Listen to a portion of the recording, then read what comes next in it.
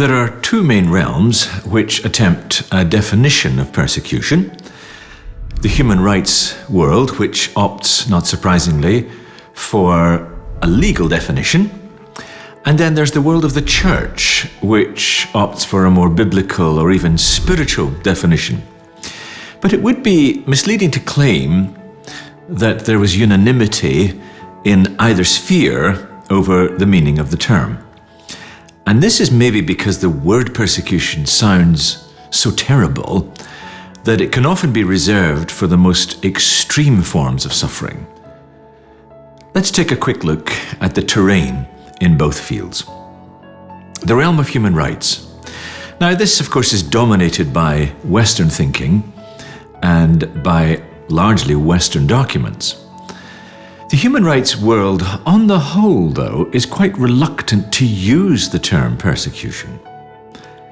What is preferred is a definition of religious liberty or religious freedom or the freedom to believe.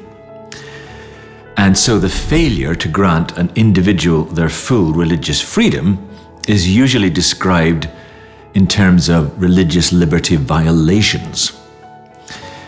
So the definition of religious liberty in this sphere owes its main formulation today with the famous Article 18 in the 1948 Universal Declaration of Human Rights, which has been added to in subsequent covenants to enshrine 5 essential rights. So to have religious liberty is to have the right to, first of all, believe your religion.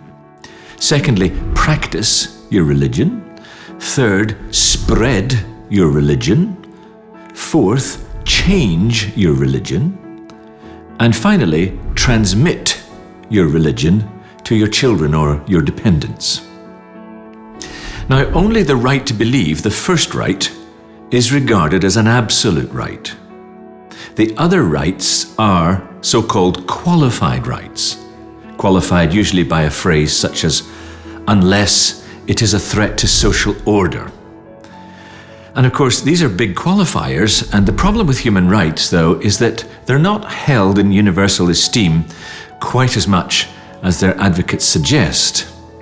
For example, the right to change your religion is not generally accepted by many Islamic states. Now, note that this is not really an attempt to define persecution, because in practice, it's too incendiary a term. And human rights is a very pragmatic area.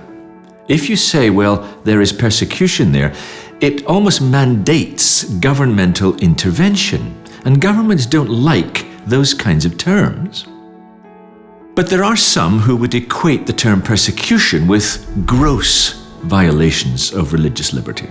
But again, there's no accepted thinking on what constitutes a mild violation of your religious liberty as opposed to a gross one. So it should be noticed how broad a definition this is. Everybody attending a house church, for example, in China, would probably count as having a gross violation of their religious liberty, according to this definition.